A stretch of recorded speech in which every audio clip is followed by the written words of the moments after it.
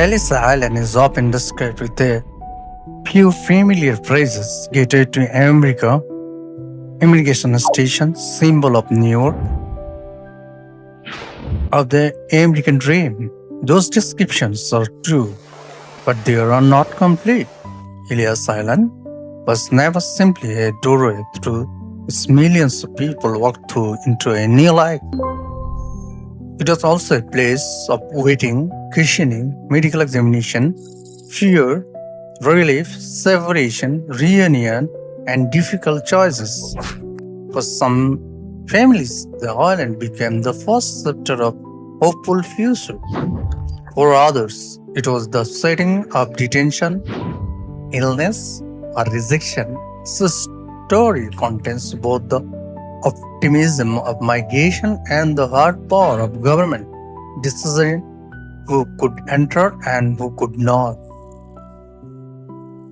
Between 1892 and 1954, nearly 12 million immigrants were processed at Ellis Island.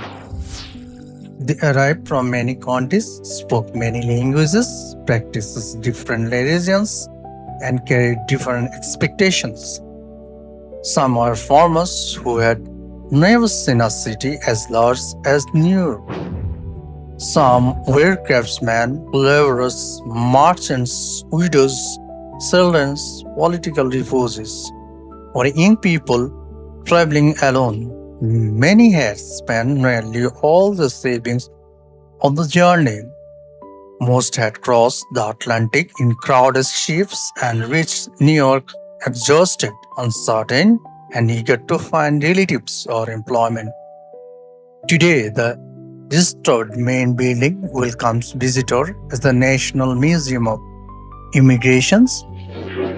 The grand history of Rome, once filled with thousands of anxious travelers, is now quiet enough for people to study its style, ceiling, and imagine the noise of voices, footsteps, luggage, and official instructions. The museum preserves documents, photographs, objects, and the stories, but the island's deepest meaning comes from the lives that passed through it. To understand Ellis Island is to understand that immigration history is not only about statistics, it is about human being making enormous decisions under pressure, carrying memories of one home while trying to build another. Long before Ellis Island became associated with immigrations, it was part of natural and cultural landscape of New York Harbor. Glacial movement and melting ice helped shape the area thousands of years ago. The original island was much smaller than the present one and was surrounded by tidal waters, marshes, and oyster beds. At high tide, parts of the low ground could disappear beneath the water. It was not an obvious place for permanent settlement, but it was useful to indigenous people who lived around the harbor and relied on fishing, shellfish gathering, and seasonal hunting. A native name often associated with the island is Kiosh, commonly understood as Gal Island. The name reflected the birds that gathered here. During the Dutch colonial period, Ellis Island, Liberty Island, and Black Tom Island were collectively connected with the rich oyster ground of the harbor. The future of Ellis Island was called Little Oyster Island. Oysters were not a luxury food at the time. They were abundant, practical, and central to the trade and economy of the regions. European ownership of the island changed several times. It was to the hands of the colonial landowners and the merchants. And by the 18th century, it had become a place where people held picnics, oyster wars, and other gatherings. The pleasant image of the social event existed alongside outdoor association. Local tradition connects the islands with the execution of pirates at a tree, remembered as a global gibbet tree. Historians have found limited evidence about how often such execution occurred, but the story became part of the island's early identity.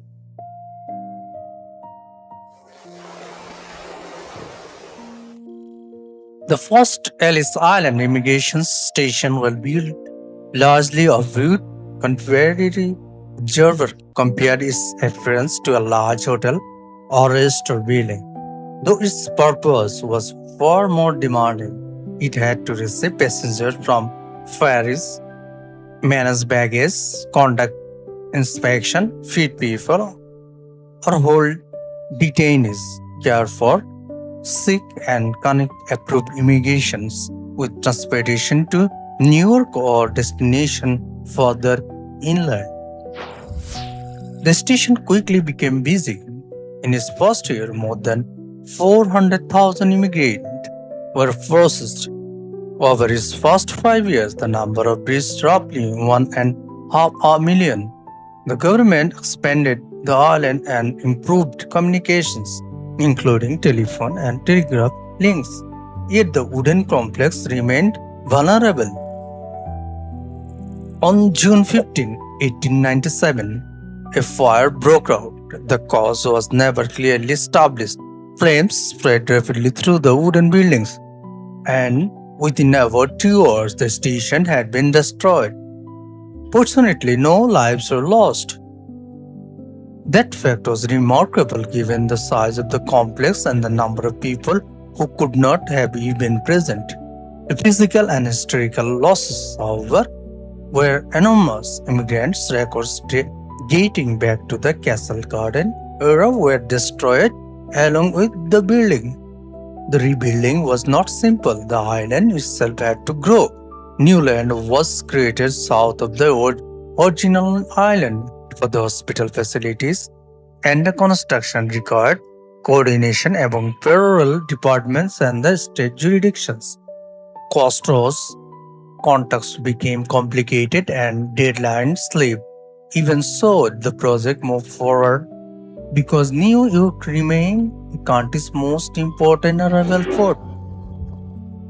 The destruction of the first station where the port became a turning point. It erased records and disrupted processing, but it also led to the construction of Ellis Island most people recognize today.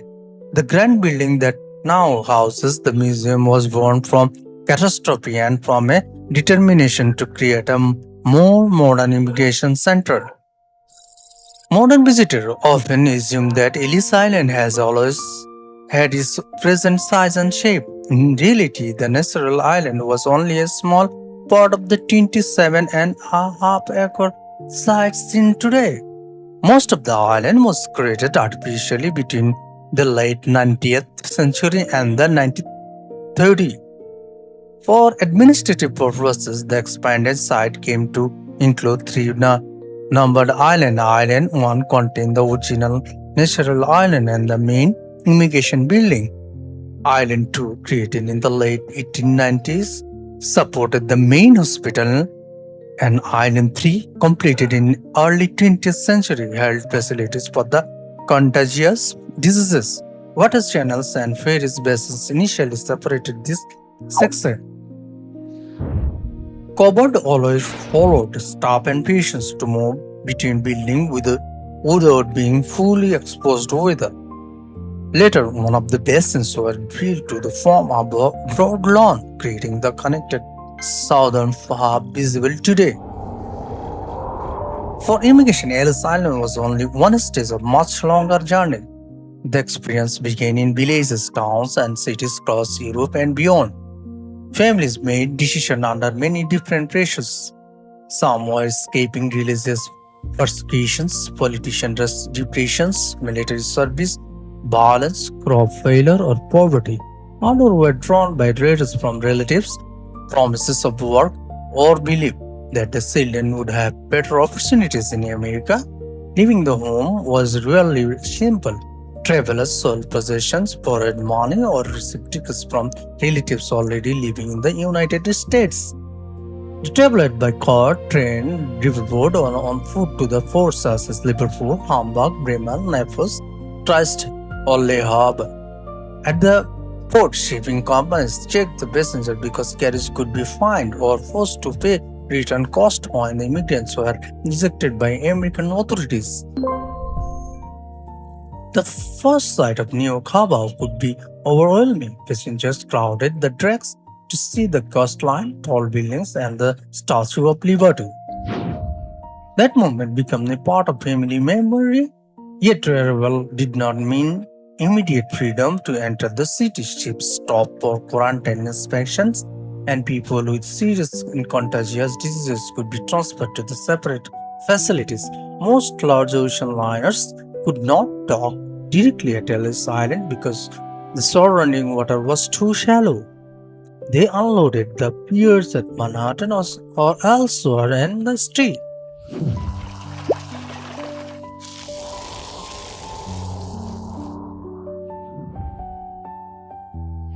Ellis Island occupies a small spaces in New York Harbor, but its story reaches across continents and generations.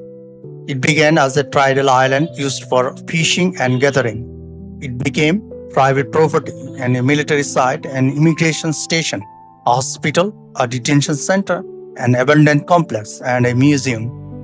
Its shoreline expanded, its buildings changed, and even the state boundary beneath became the subject of a Supreme Court case. The nearly 12 million immigrants processed there cannot be reduced to a single history. Some passed through quickly and remembered the island only faintly. Some spent frighteningly days in detention.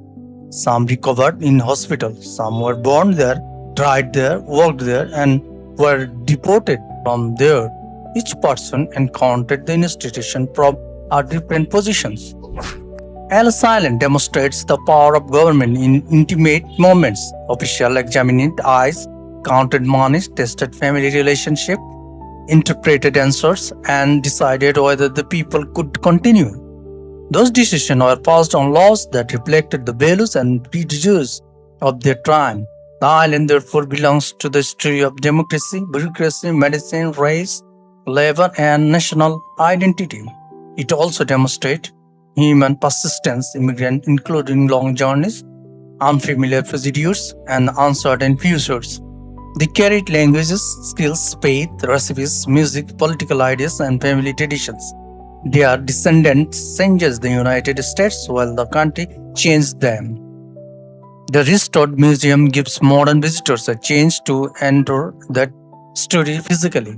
Walking through a history room or looking across the lava creates a sense of distance travel. Yet the most important journey is immigrating. The attempt to see it from arrival through the eyes of someone who did not know what the next hour would bring. Ellis Island remains a place between the world. It stands between the water and the land. New York and New Jersey welcome and exclusions, memory and evidence, national myth and human reality. Stranger's symbolism is that migration is never merely the movement of populations, it is the movement of lives, and every border is crossed by a person carrying a past and hoping for a future.